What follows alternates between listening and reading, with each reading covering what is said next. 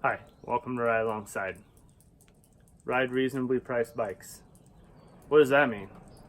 Today I'm going to be talking about 10 ways that you can ride reasonably priced bikes. Let's take a look. Alright, so I purchased this cup from Eric at Spindatt, and I used it so much that I dropped it one day, broke the handle off, but I still keep this around on my desk to remind me to ride reasonably priced bikes. Too often we're sucked into the trap of riding unreasonably priced bikes. They catch our eye, they look great, we imagine that we'll get all these gains from riding them, we'll be super fast, efficient, we'll be able to ride so many more miles for the time that we have for that day, but it's not necessarily the case. So let's start this off. Number 10, experience is invaluable. What you should do is you should keep a record of what works for you, what doesn't work for you, what has helped you, and what's not been so helpful for you. There's lots of things that we find make a huge difference on our ride, and some that are just kind of nice to have and don't make that big of a difference. Also, you should ask questions. If you haven't been posting comments down below asking any questions, you're missing out. Also, you should check out other people's channels and see what they have to say about different components and things. Often it is just somebody trying to sell you something, so beware of that even at your local bike shop. But you can talk to other riders. Maybe they're on the trail, maybe they are at the local bike shop shopping alongside of you, or maybe they're online and you find very valuable information from them. Write it down or keep a spreadsheet of stuff. Learn what works for you and what doesn't work for you. Number 9, moving parts on your bike wear out and they should be seen as a durable good that you budget for. So every 6 to 12 months you should be ready to purchase a new chain, a new cassette, maybe new derailleur, maybe a shifter, maybe new bearings for your headset or your bottom bracket, or maybe new hubs for your wheels. All these things are moving, and so they are going to wear out someday. Some of those things, like bearings, those may last you for years, but other things like chain, I mean, dirt's getting thrown on there and it's metal on metal. Same thing with the cassette and your chain ring. So keep that in mind and budget for those. Now, when the time comes to purchase those, you may have saved a little bit extra just so that you could upgrade those items and put into practice what we were talking about in number 10, about knowing what works for you or what doesn't work for you, what's helpful for you or what's not so helpful for you. Maybe you know that there's an item that if it was a different item or had a little bit different characteristics, it would be a great upgrade for you. So keep that in mind as you're budgeting. Maybe add a little bit more so you can purchase that item and solve those problems that you're thinking about even right now. All right, number 8. Technology will advance and your parts that you have now won't be so technologically advanced soon. But by that same token, those brand new parts that are out there, that are the newest ones on the shelf, that catch our eye all the time, that we think we have to have these right now, they just came out, I gotta try that out. Those parts will come down in price as well. So waiting 6 months, waiting 12 months, you'll find out that those brand new pieces of technology are a lot cheaper later on. So be a late adopter and you can save a whole bunch of money, and you can save some potential heartache, because some of those products, they got to work the kinks out of those, and the people who are new adopters will find out what's wrong with those before you do if you wait just a little bit until they drop in price. Number 7, 5 years. Think about 5 years. That is an average time that people own their bikes for. So if you think about 5 years when you go into either purchase a bike or purchase components and you think, I'm going to keep this for 5 years, unless it's one of those parts that is going to wear out, tires, moving parts, things like that. If you think about it and you think, well, I'm going to hang on to this for 5 years, and you're committed to keeping it for that time, you'll make a better decision initially. And not only that, but you'll be less tempted to covet those newest bike.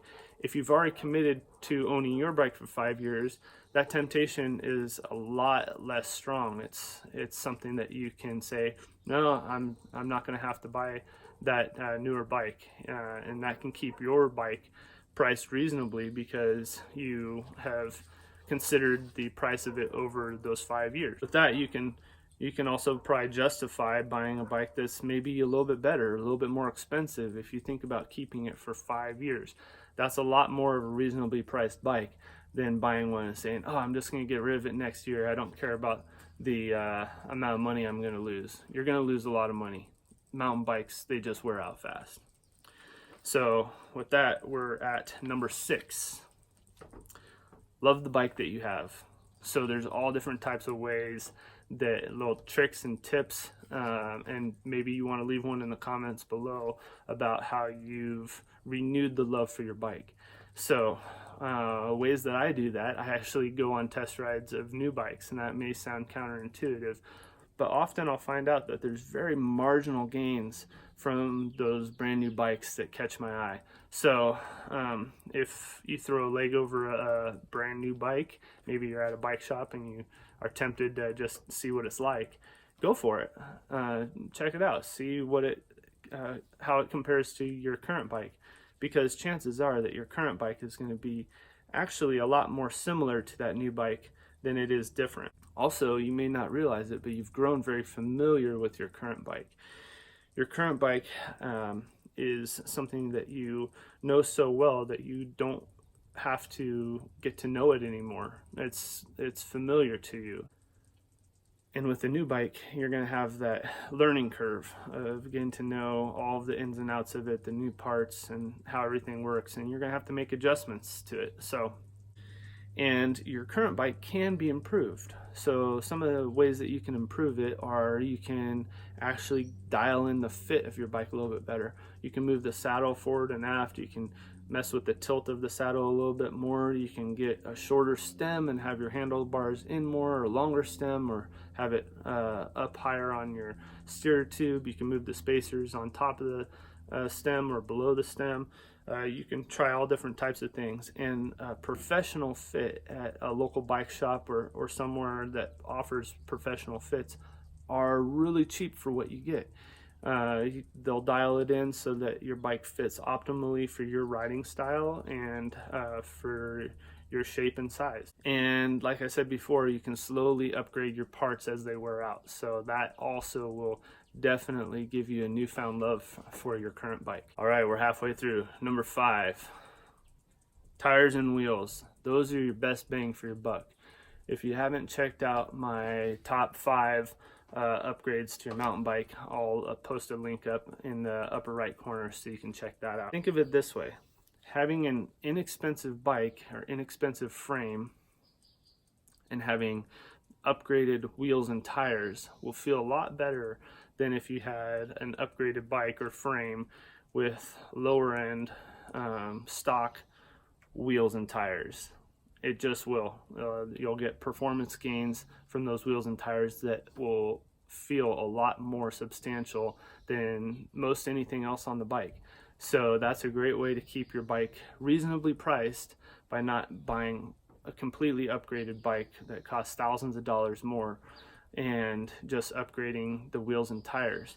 Not only that, but you can take the wheels and tires with you to your next bike. So if you're at the end of that 5-year period and you're thinking, I'm not going to upgrade my wheels and tires yet, I've only got a year or 2 left of this bike and then I'm going to get another bike, that's probably not the best way to think, because you can always buy a frame only or a frame set, or you can buy somebody's used bike that was a race bike and maybe it's got the stock wheels on it, but the wheels that you had on your last bike are upgraded. Well, you could buy their complete bike and you can take those stock wheels, put them on your old bike and sell that off if you wanted to. But those wheels and tires that you purchased, if those are a custom wheel set that you had built specifically for your application and you're really excited about them and really into them and they're only a year or 2 old, man, move those over to your new bike. It's a great way that you can save money and have great performance gains and have a reasonably priced bike. All right, number 4. The way that you think about value can really shape how reasonably priced your bike is. So if you think about it that you're stuck with it, like this 5-year mentality, versus thinking about it as resale value, like I know I could get $1,000 for my used bike right now, versus oh, if I am stuck with this bike, I don't really care if I get $1,000 this year or 500 2 or 3 years from now or whatever it is. You'll ride that bike and you'll spend less money overall in the long run. I'm talking decades here now. So if you remember, I'm stuck with this bike, you'll stay content and you won't be thinking about the resale value as much. And now it's good to keep your bike in good working order and not just trash it. But let's get real here. Mountain bikes, we throw dirt onto metal parts that grind against one another, and that stuff wears out super fast. So if you're just spending money on the drivetrain and suspension maintenance and stuff like that, you're going to be spending a lot less money than if you're buying new bikes on a regular basis. So think about that, the value being you're stuck with it versus what the resale value is. All right, number 3, seek out longevity. So this is something that is very philosophical, but the replacement parts that you seek after should have a low cost and be easy to maintain, versus having a higher cost and being more of an upgrade and thinking of them that way, with a lighter weight or higher performance and them wearing out in a faster period of time. So we're going to talk about kind of similar part on the next one, but for this one we're talking about durability and maintenance. So seek out those parts that are going to be easy to maintain.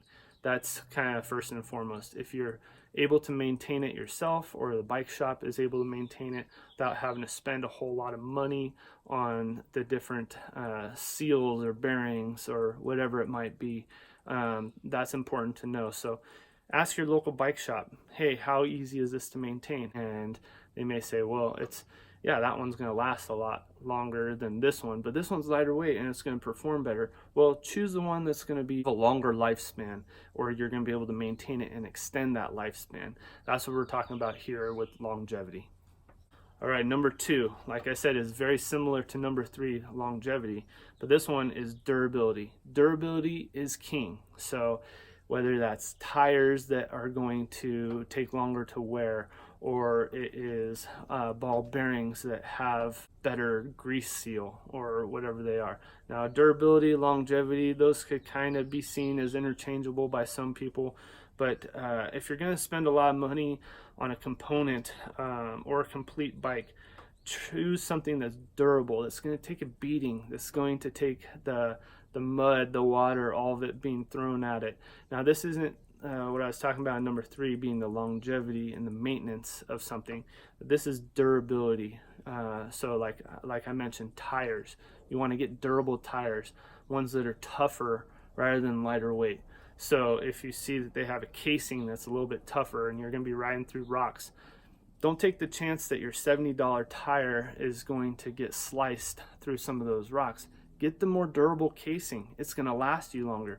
You're not going to have to pay twice for the same tire. You're going to have to pay once. Yeah, it might cost a little bit more even than a lighter weight option, but you're only going to have to pay once, and that's going to keep your price reasonable for that bike instead of it being unreasonable because you're having to pay over and over again for a lightweight or higher performance item rather than a durable item.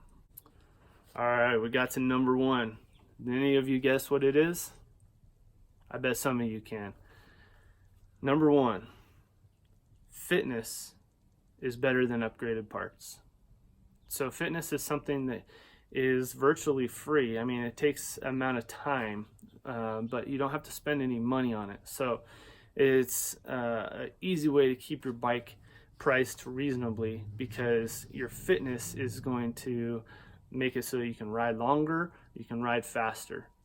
Plain and simple. Spending more time on the bike will allow you to go faster than you would if you had purchased a lighter weight part or a lighter weight bike.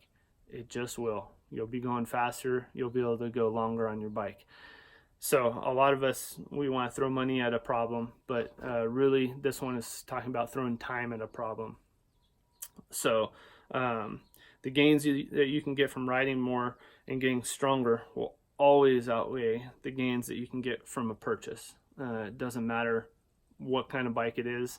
If you're a racer, you might see those marginal gains by a lighter weight bike, but guess what? You already put in the time trying to get your fitness to the very top notch. So, and you'll find that even those guys, they'll weigh down their bike or put ankle weights on, do all kinds of stuff to increase their fitness so that when they do come to race day, they'll be flying as fast as possible. It basically just comes down to ride lots, ride as much as you can, and focus on purchases less. So that's my list of 10 ways to keep your bike reasonable.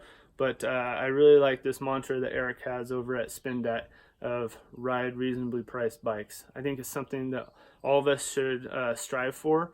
I think it's a great way to live life without being so focused on the stuff, being more focused on the actual riding that we do and spending time with others and learning and gaining wisdom.